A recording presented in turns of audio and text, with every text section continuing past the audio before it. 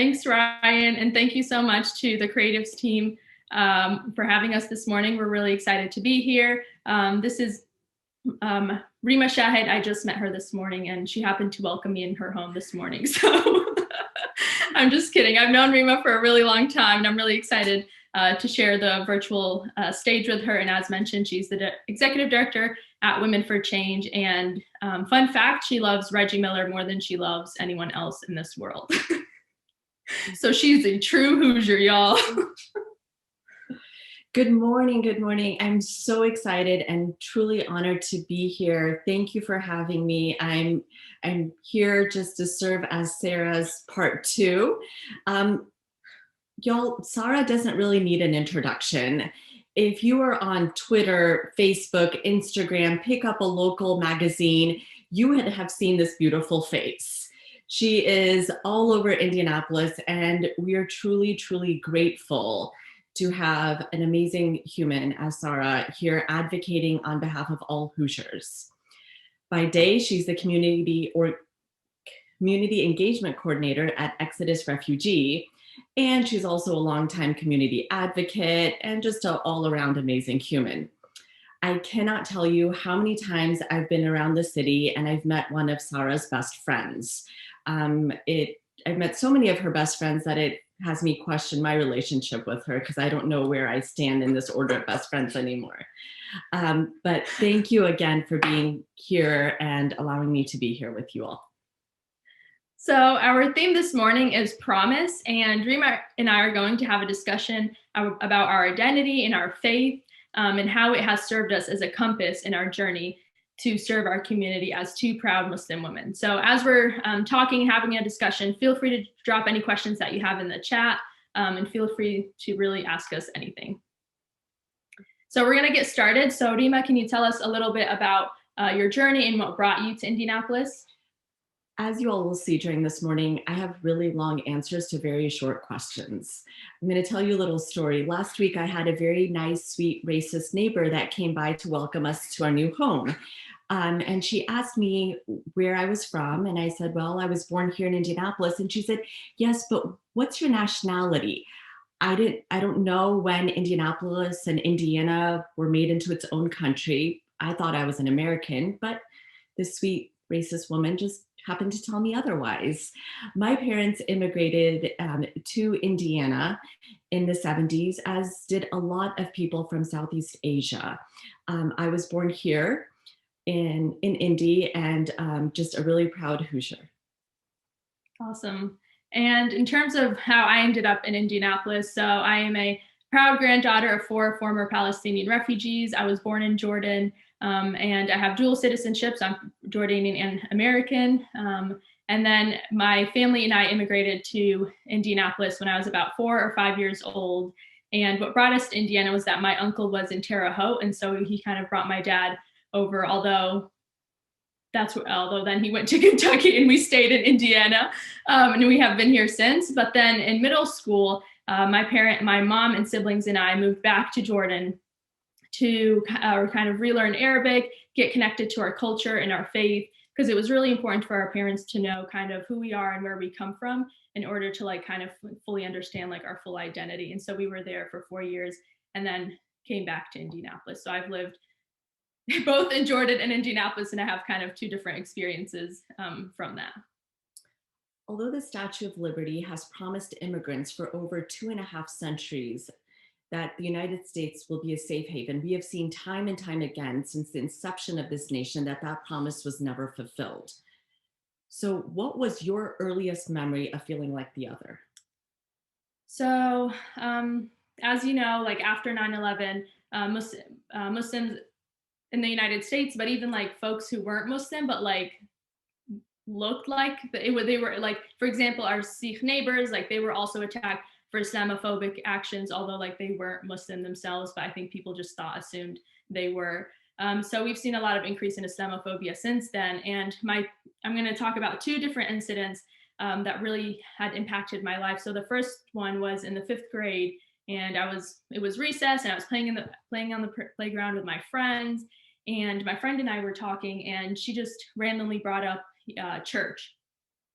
And then she asked why I didn't go to church. And I said, I don't go to church because I go to a mosque. And she said, well, why don't you go to church on Sundays? And I was like, well, Sundays I go to an Islamic school on Sundays. And she just like did not get it. And this was a fifth grader, y'all. And she was telling me, well, you need to go to church, and if your parents don't let you, then you need to run away from home and go to church on Sundays. And I thought, what? So that was, and this was a friend that I had been my friend for 2 years, and we always hung out together. And so that really caught me off guard. And I was, especially just, we were playing, it was recess and we were playing outside. And another incident was, so I mentioned that I lived in Jordan for a little bit. And so during middle school, and so in the seventh grade, I decided to wear my hijab. So the headscarf that I have on. And I made that personal decision on my own. No one forced me to, no one told me to put it on. My mom had always worn the hijab, and I just always admired her and how she put it on and her style. And so I just decided I'm going to school next week on the first day of Ramadan, which was the holy month of, which was our holy month. Yeah, I know I was going to wear my hijab. And I said, if I put it on, this is a commitment that if you know me, like, if I commit to something, I'm following through. Like, this is a lifelong decision and commitment for me. And so I did. And so basically over the summers, we'd visit my dad in Indianapolis because he was still here working. And I remember the first summer that we came to visit and I was wearing the hijab, like I felt like all of a sudden everything changed. And like like when we were out in public and going out to malls or wherever we were at, people were constantly looking at me. And I felt like I was all of a sudden a target because it wasn't like friendly stares. It was more like death glares.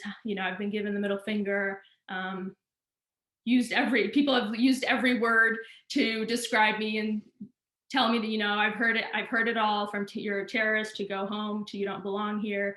And also like, and this happens a lot and often when we're driving or when I'm driving or in cars and people will like do this, like signal the gun like towards me.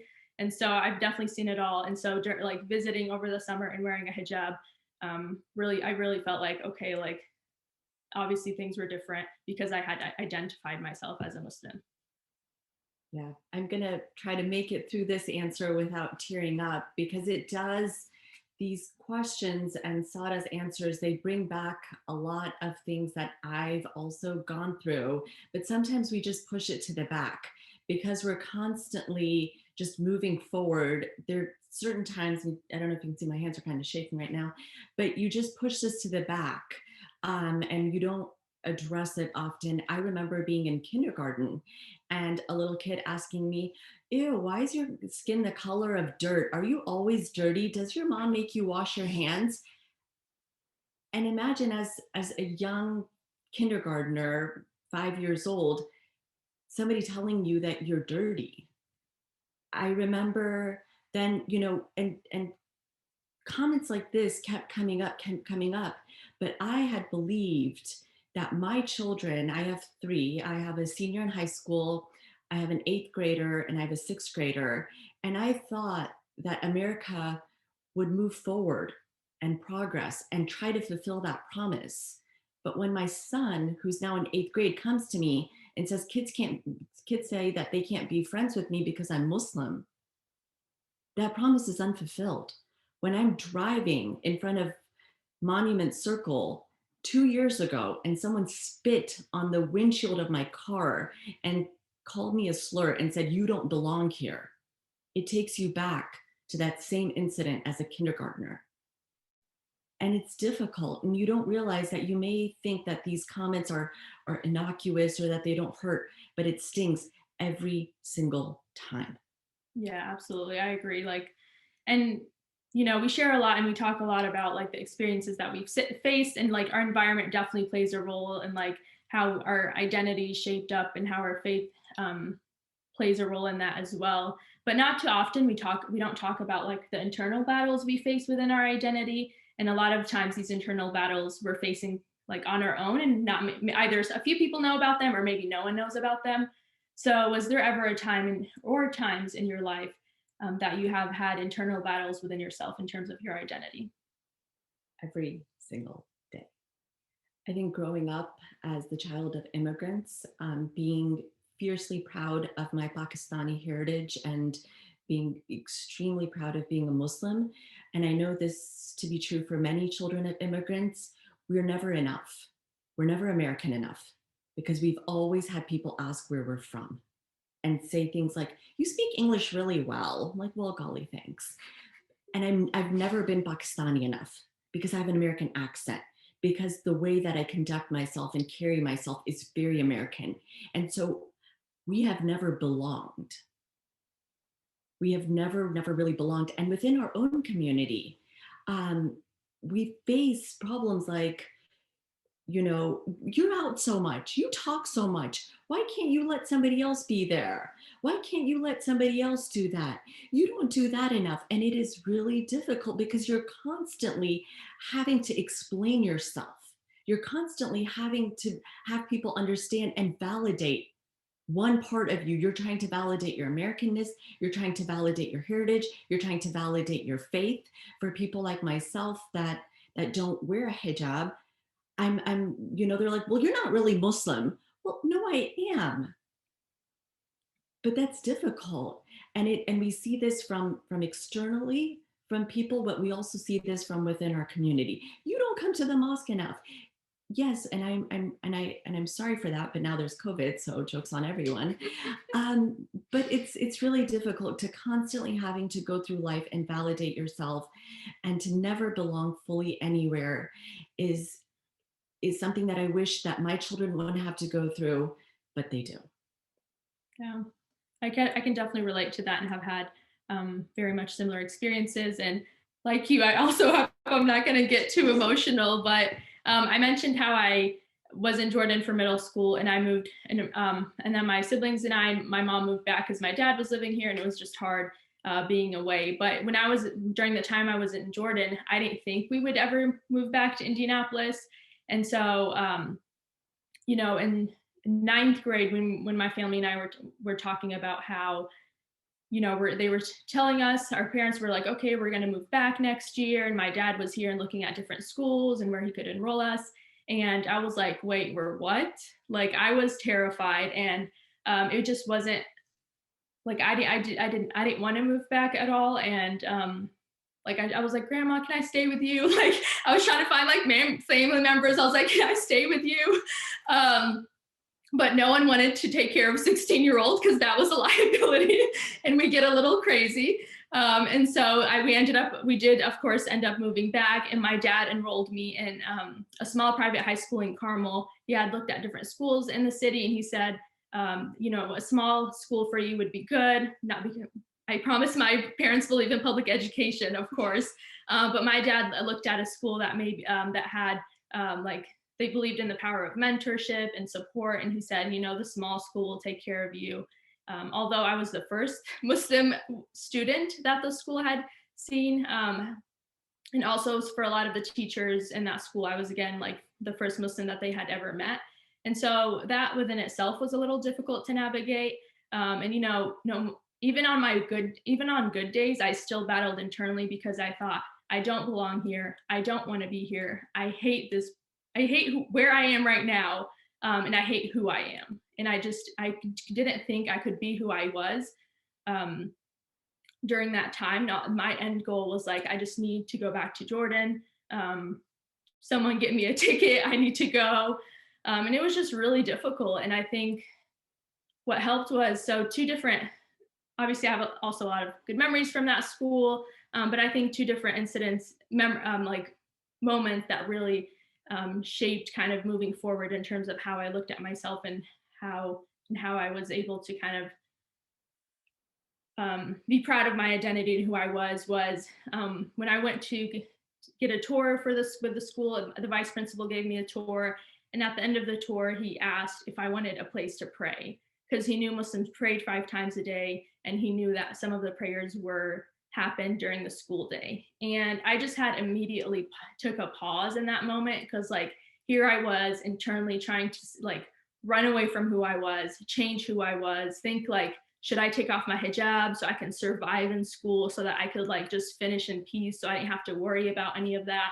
And so him creating that space for me really allowed me to like fully understand like there is enough room for everyone, and like people do have the power to create space for you, but also if you don't see that in certain spaces, then you just should create spaces for yourself.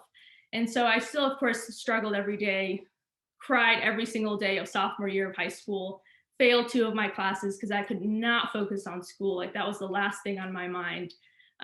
But again, just continued support in the school, and shout out to my high school mentor who's also on this talk right now, who just helped me get through like some of the toughest years of my life. I love you, Jenny Cox.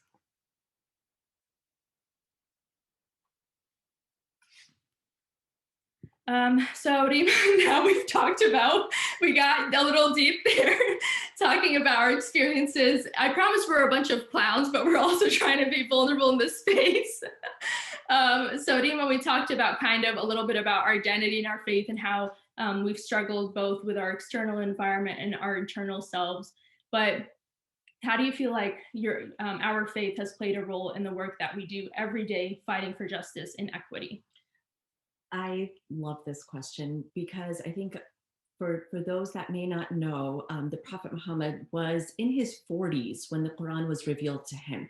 But before that, he was seen as a community leader, not because he prayed 5 times a day, not because he fasted during the month of Ramadan, not because there was Hajj. All of these things didn't exist before then, but because he was a community advocate, because he was a community leader, because he was engaged with his community, because people knew him to be the trustworthy. And that to me is what our faith is about. Our faith is not restricted. Before the Quran was revealed, and even much after that, there were no mosques. All of these things didn't exist. They came much later. But people looked to this young man for advice, for how to settle, differences between communities, because of how he conducted himself, because of the community leader he was, because how he treated people with fairness, because some of those archaic practices that existed in the time, he sought to, advocated for people to stop those, burying your newborn daughters alive. It was our prophet that was like, hold up. He probably didn't say hold up, but he said, you cannot do this. You have to treat your daughters and sons fairly. You cannot take rights away from orphans. You have to treat them with fairness. And that is why people looked at him. And that is why when Islam came to him, people started converting because they believed in this man and the advocate that he was, and how he treated people with fairness. And that is the example that I lead. And that's the promise of our faith that I want to fulfill in the work that I do every single day. What about you? So for me, in terms of the work that I do every day in welcoming refugees and forcibly displaced populations to Indianapolis, when I started off at Exodus as an intern, and I remember going to the airport to shadow an airport pickup, and we were going to welcome the first Syrian family in Indianapolis. And of course, the Syrian refugee crisis was something that we had all seen on TV, and always wondered how I could help. And so, when I heard about this, I realized like I was involved with an agency that like was a part of this global cause to, help welcome and support refugees coming to Indianapolis. And I went to the airport, and we welcomed the airport, we went to the airport, we went to the client, and then we took the client home and we welcomed them into the home and we showed them around. And then after a few days, I was, I connected so well to the family. And while my internship, I was like, I'd like to sign up to be a mentor for this family. And I did, and it worked really well. And after a few weeks, the client told me how like at the airport, she felt because I was there, and she saw that I also wore a hijab, that she felt comforted by me, and she felt like she was home and that everything was going to be okay. And every day we talk about like the impact that we have on our clients, but that moment and what the client told me, like she had an impact on me, and that really changed my life, because I saw like how my identity could also like bring comfort to other people, and how that could be seen versus, like I always thought my identity, and some people fear my identity, and it continues to be relevant today. But I saw how important it was for me to get involved and to continue to stay connected and involved in my community, because Muslim women weren't seen as leaders in that space specifically, and it was lacking, and it was important for me to bring in that representation. I love that. Do you think that being a Muslim and feminism are mutually exclusive? No, of course not. Because I talked about how I made the decision to wear a hijab and cover my body, and I respect women who do, and I also respect women who don't.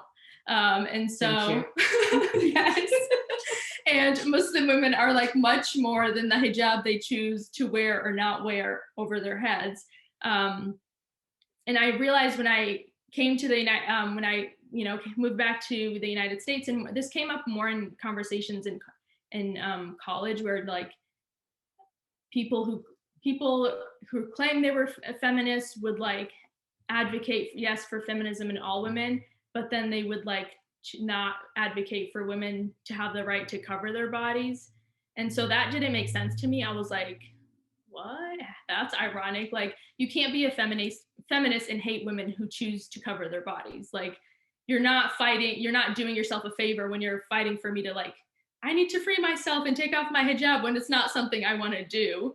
And so I feel like in terms of like feminism, I feel like there has been certain points in time where like, yes, there's so many different women from different backgrounds and faiths and skin color that have been excluded from the movement because they've limited and defined even what being a feminist means and what being a feminist looks like. I truly, truly believe that Islam is one of the most feminist faiths. I'm sorry, I do. I really do. I shared that the Quran was revealed to the Prophet Muhammad when he was in his 40s. And you and I know that he had a great group of friends that we know as the Sahaba. We can call it his boys. But when the angel Jibreel came to him, he didn't go to the Sahabas or to his boy gang. I don't know what they're called, boys. Support system. Okay, thank you. He went to his wife. The first person he went to was his wife. And for all the haters out there, I'm really sorry, but she was also his boss. She was much older than he was. She had been married before. And for all the haters out there, she single-handedly financed the Islamic movement. You don't get more feminist than that. A prophet used to go to his wife as his boss, and she would give him directions for the day. You don't get more feminist than that. The Islam 1500 years ago brought women the right to hold political office. There have been more Muslim female heads of states. And how many have we had here? Oh, 0. Okay, thank you.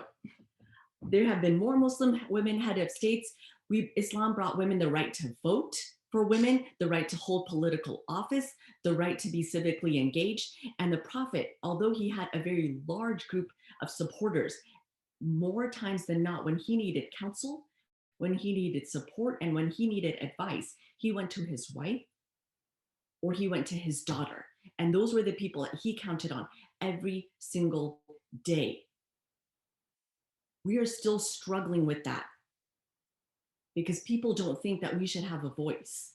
So when people ask me, and they did here in my current position, as well as when I was executive director of the Muslim Alliance of Indiana, as a Muslim woman, how can you do this? This is the promise of my faith.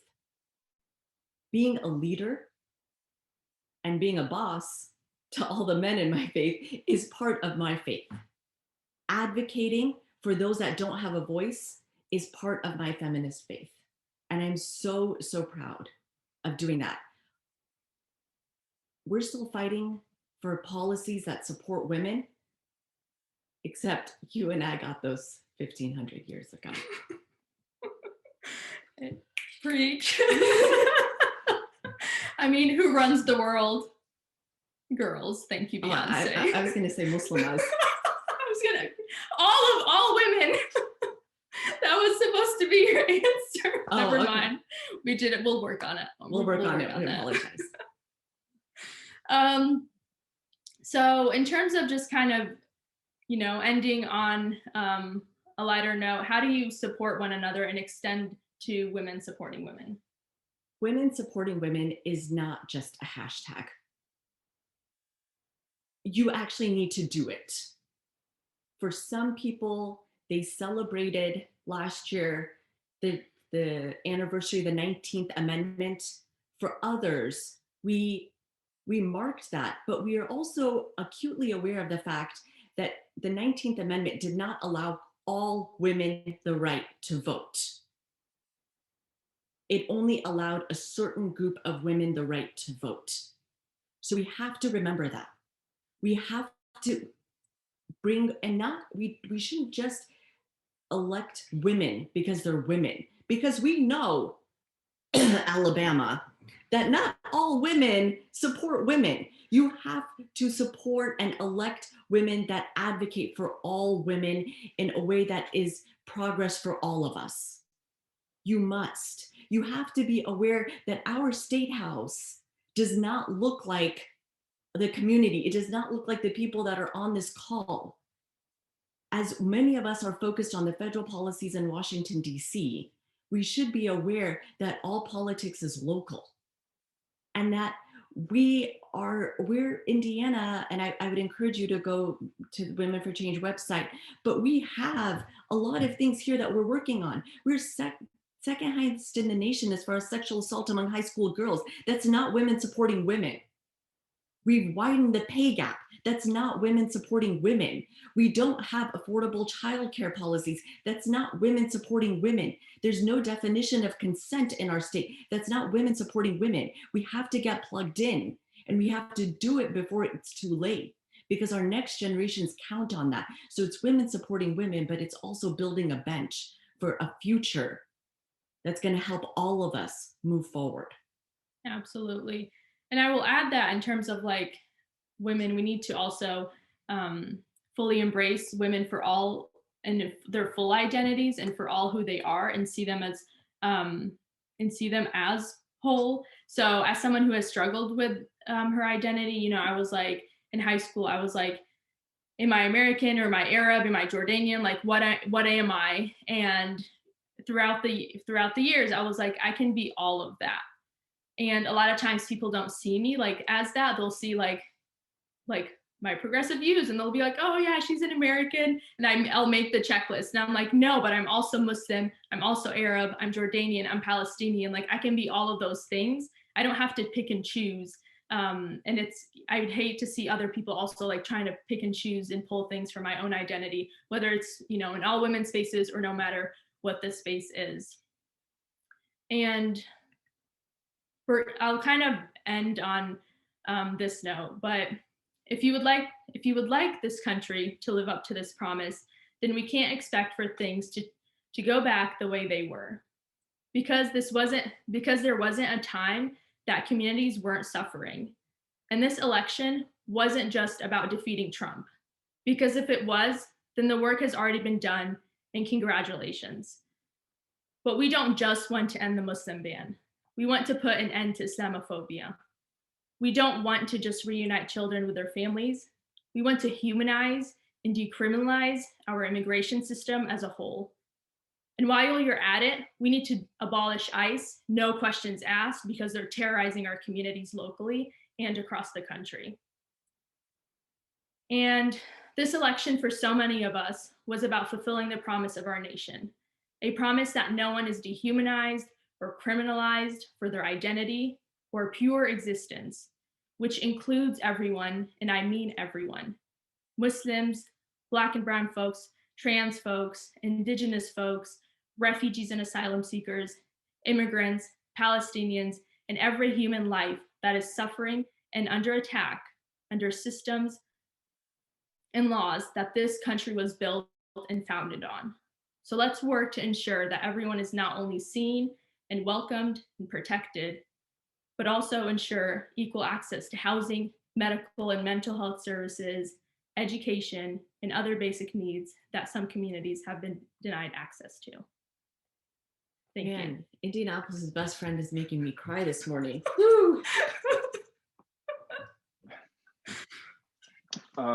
Wow. Okay, we're gonna jump to some Q&A. Lots of stuff going on in the chat here, so I'll bounce to a few of them before we close. Starting with a question for both of you here. What are you working on in 2021 that you are excited about? Do you want to go first? I was gonna say if you wanted to go first so I can have some time to think. Okay. Let's give Andy's best friend a moment. Andy's best friend gets a moment. I'm really excited to work on consent legislation. It's ridiculous. And I've heard the word deplorable, and that really comes to mind right now, that we do not have a law that defines consent. I'm excited to work on affordable childcare policies. I'm excited to shorten this pay gap, and also to tell people that say that 73 cents to a dollar, that's for white cisgender women. Also recognize Black women don't make the same, and Latina women don't make the same. Biracial women don't make the same, and members of the LGBTQIA plus community don't make the same, and make people understand that. That's what I'm excited to work on this year. I think in terms of my role, and one of my favorite things about my role is that I get to work with the faith community in Indianapolis, and a majority of them are faiths that are not my own. And I really love that because one, it just has given me hope under the last 4 years, but also of my work at Exodus, but also moving forward and just seeing how engaged the faith community is in welcoming refugees and the most vulnerable and wanting to make a difference and ensure that our neighbors are welcomed. And so I hope to see more of that as we are hopefully passing on policies that we're able to welcome more refugees and build back the refugee resettlement program that was dismantled under the Trump administration. So I'm really excited about that and to rebuild some of our partnerships and create new ones. I also wanted to say that for all that are super excited, bringing in and welcoming in this new administration, there will be times that we will disagree. There will be times where we are disappointed. There will be times that we are let down and frustrated. But what gives me hope is the fact that I don't believe under this current administration we will ever be attacked for who we are. Yeah. And who we love and how we look and how we pray. Yeah. I mean, let's not forget, are we calling him former President Trump, or are we just saying the T word? What are we doing? So, I mean, during his campaign and continued, he called Muslims pigs. He called Mexicans rapists. It was insane, the vulgar that came out of his mouth. And it just was inhuman to see and to listen to, and especially as, folks who have and continue to struggle with their own identity internally. It's just really hard.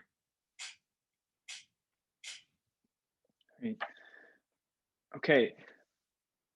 As a community that looks up to you two so much and admires the work that you're doing, one question we got was, what are you doing to take care of yourself during these times, both in terms of political volatility and emotional weight and isolation? What are either of you doing to take care of yourselves?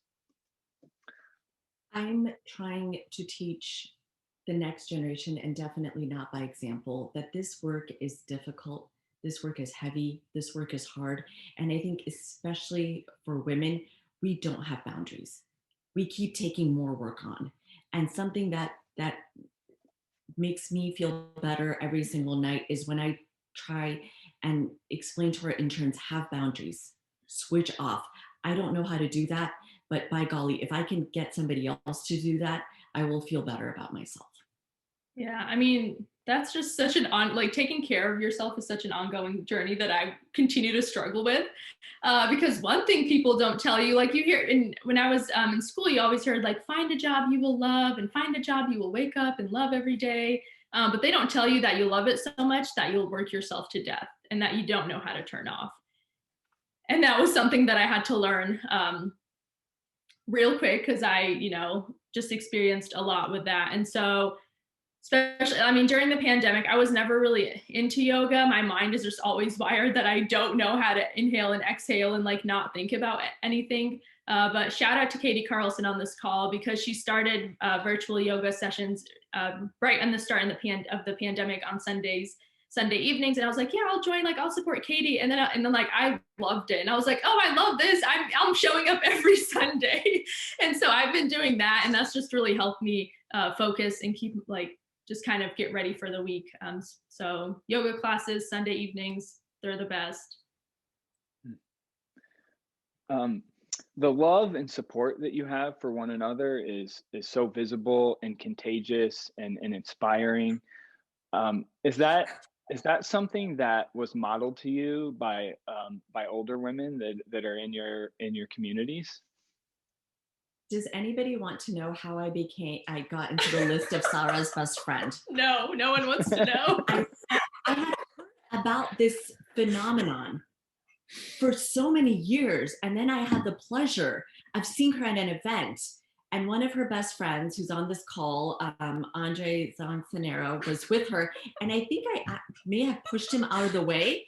And I ran up and I said, "Are you Sara Hindi?" And she was like, "Yes, I am." And she took a step back because she was so caught off guard by me, because I just like ran up to her and truly accosted her. I'm like, "Are you Sara Hindi?" And she took a step back and she's like, "Yeah, I am." I'm like, "Oh my God, I can't believe I'm meeting you today. This is such an honor and a privilege."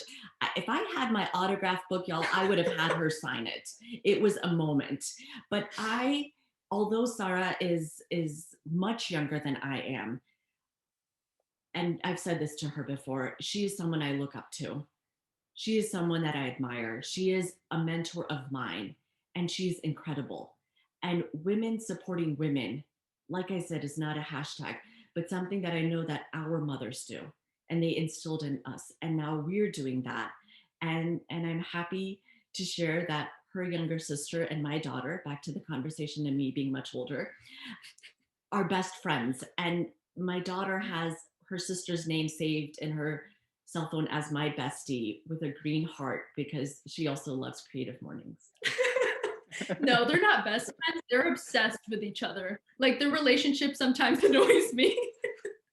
Like, they wanted to invite themselves to this talk and they were like, "Can we be in the background?" I was like, "What are you, backup dancers?" "No, this is our time to shine."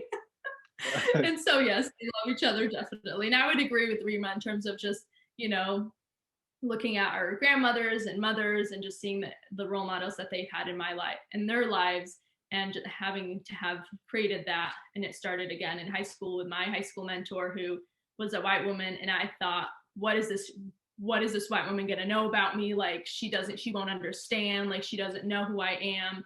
And it was just a matter of, like, she listened to me, she got to know me, and we built a trust together, and we're besties now. Well, thank you two so much. It is just been an honor and a pleasure to get to share space with you. And I think I speak for everyone on this Zoom that we are so grateful for your strength and dignity and wisdom that you shared with us today. So thank you both so much.